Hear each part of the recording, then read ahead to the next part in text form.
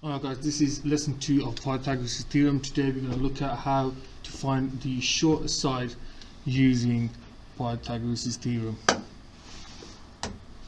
Alright guys, a quick reminder what Pythagoras' theorem is. Pythagoras states for any right angle triangle, the sum of the areas of the two small squares is equal to the area of the larger one. So for example, the length squared of area A and the length squared of area B, if you add them together, they will give you the length of area C squared. Okay, so essentially we get the formula of A squared plus B squared equals C squared. Well guys, this is the first example to find the shorter side. How do we do that? First thing we need to do is label our right angle triangle. So we look at our right angle triangle, identify where it is. Opposite that is my hypotenuse. Hypotenuse meaning my longest side. So therefore, my longest side is 13 centimeters. Using the formula we chose in the last lesson of Pythagoras' theorem is A squared plus B squared equals C squared.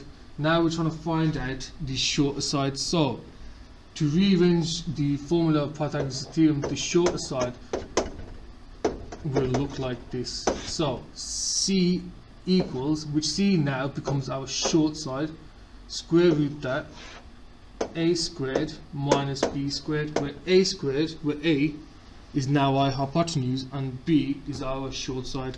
So let's label the triangle. So our hypotenuse now becomes A, our short side now becomes B, and our other short side that we're trying to find is C. Okay, so now we can substitute those values into the equation. So C, my short side that we're trying to find out, which is x. Okay, so square root that, A squared is now going to be 13 squared, take away B squared, which is now going to be 5 squared. Okay, so C equals square root of that, 13 squared gives me 169, take away 5 squared, which is 25. So C is therefore equal to 144. When you square root that, gives me an answer of 12 centimeters. Remember the units, so therefore my short side here is 12 centimeters. Okay, so for this example is a calculated question. We need to find the shortest side. How we do this is, first of all, we need to identify where the right angle is. So remember, right angle is 90 degrees. Opposite this is my hypotenuse, meaning 24 is my longest side.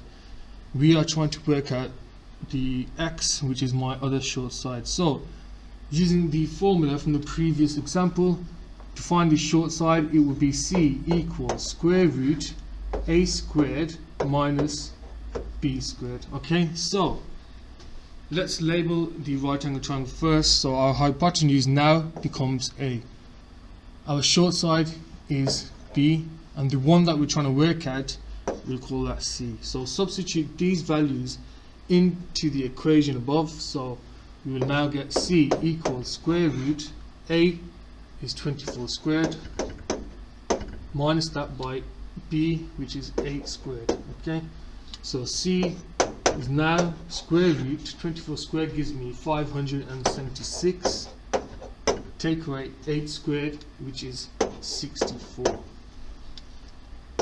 C is therefore equal to square root of 512.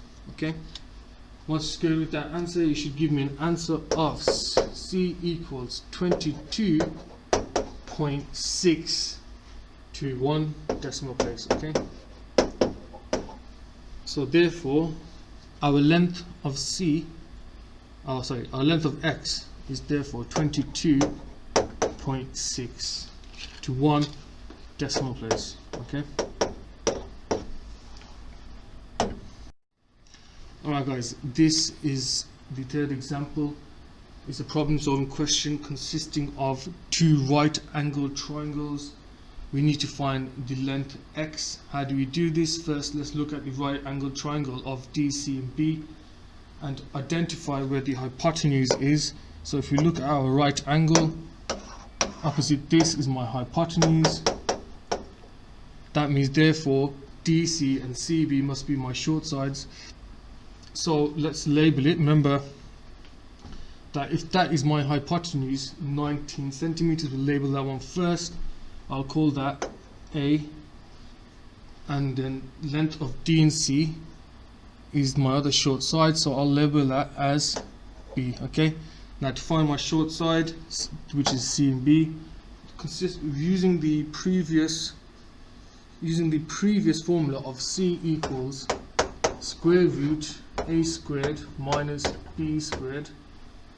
We can now substitute those values into the equation. Okay, so C equals square root of 19 squared take away 13 squared. Okay, we'll find out what those values are. C equals square root of 361 take away 169, and that should give me an answer of square root of 192. Okay, once you square root of that answer, that gives you a value of 13.9 centimeters. Okay, so length of C and B is 13.9 centimeters.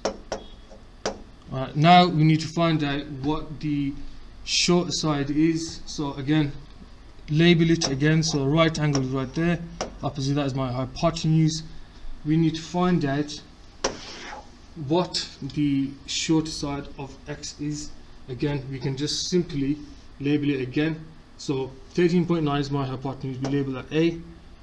C and A, we can label that as B. And to find out what A and B is our short side, we label that as C. So using the formula again, I can just simply put the numbers into the formula.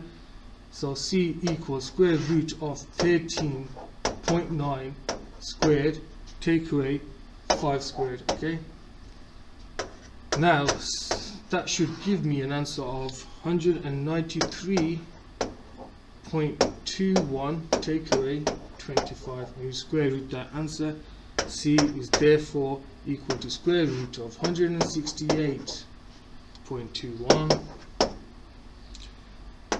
Once you square root that, it gives you an answer of 12.972 decimal places. Okay, so therefore the length of X is 12.97 centimeters. Okay, so what we'd like to do now is have a go at the following questions, the red and green questions, and please upload your answers to class charts and it will be checked. Thank you very much.